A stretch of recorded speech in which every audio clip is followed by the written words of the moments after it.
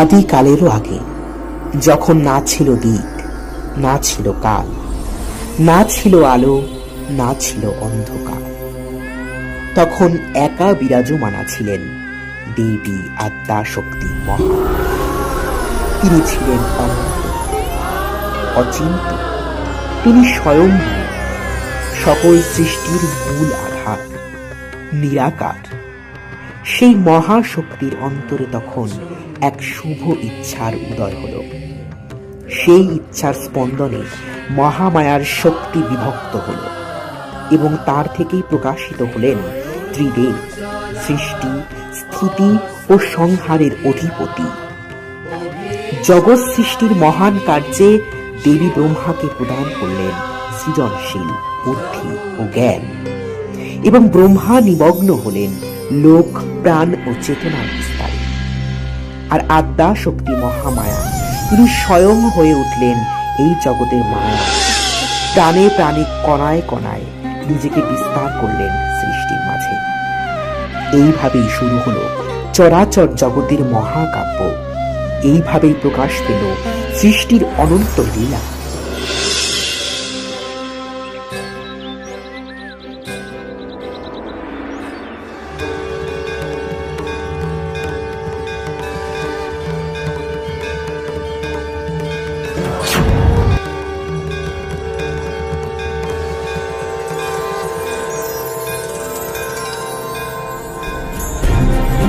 দীর্ঘকালের প্রয়াসেও জগৎ সৃষ্টিতে ব্যর্থ হলেন প্রজাপতি ব্রহ্মা। কি কারণে ব্রহ্মাণ্ড সজ্জিত করতে আমি ব্যর্থ হচ্ছি?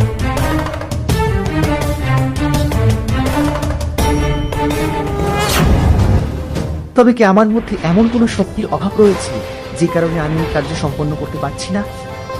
যদি থেকে থাকে তবে কি সেটা? জ্ঞান। তখন দেবী মহামায়া সৃষ্টি করলেন জ্ঞান স্বরূপিণী দেবী মহা সরস্বতীকে। কে আপনি দেবী? আমি সকল জ্ঞান, ঐশ্বর্য এবং সৌন্দর্যের প্রতীক দেবী মহা সরস্বতী। দেবী মহামায়ার নির্দেশে আজ আমি আপনারই অর্ধাঙ্গিনী রূপে প্রকাশিত হয়েছি। আপনার সাথে মিলিত হয়ে আমি আপনাকে জগৎ সৃষ্টিতে সহায়তা করব এবং আমাদের মিলিত শক্তিতেই জগৎ সৃষ্টি কার্য সম্পাদিত হবে। হে দেবী, আপনার জয় হোক, জয় হোক আপনার।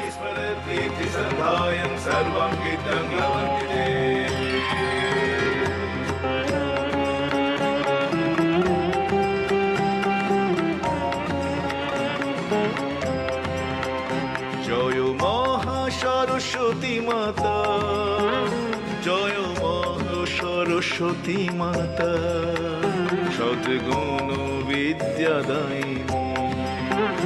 ওম মহা সরস্বতী মাতা, বাক বিকাশিনী মাতা, বাক শক্তি দায়িনী, ব্রহ্মাণ্ড নিয়ন্ত্রিতা, মাগো বীণা বাদিনী, শ্রদ্ধা, রীতি, কলা, জ্ঞান, বুদ্ধি, পুষ্টি, যোগ, সত্য, মেধা, প্রজ্ঞা, স্মৃতি, তুষ্টি, বাকি জগত চালিকা, বাকি জগত বালিকা, বাকি বিপদ তারিণী, বাকি বিপদ ত্রাতা। ওম জয় মহা সরস্বতী মাতা। এদিকে দেবী মহা সরস্বতীর আবির্ভাব এবং তার মহিমা অবগত হয়ে মদনা নামক এক অসুর দেবীর তপস্যায় রত হয়। হে মদনাসুর, তোমার এই তপস্যায় আমি তুষ্ট হয়েছি। তুমি নিজ কাঙ্ক্ষিত বর প্রার্থনা করো। মা, তুমি সর্বদা উপাসকের ধনদাত্রী। আমি চাই আমার মুখ নিঃসৃত সকল বাক্য যেন সত্যি হয়। আমার জিহ্বায় তোমার নিত্য অধিষ্ঠান হোক মা। বেশ, তবে তাই হবে। তথাস্তু।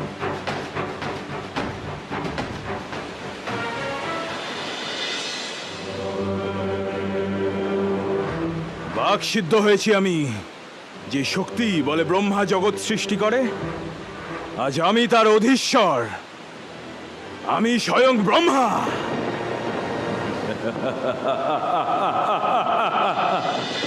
এই ক্ষমতার অপব্যবহার করে মদনাসুর দেবী এবং প্রজাপতি ব্রহ্মার সৃষ্ট এই জগৎ ধ্বংসে নিমজ্জিত হয়।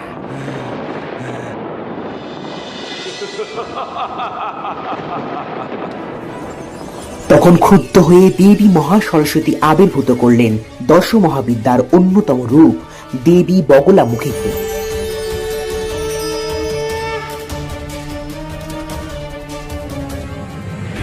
বস্ত্রাকৃত বর্ণা হে ভয়ঙ্করী, রত্নবেদী সমাসিনী, রত্নবেদী সমাসিনী, প্রণমী বগলামুখী, সর্বশত্রু বিনাশিনী।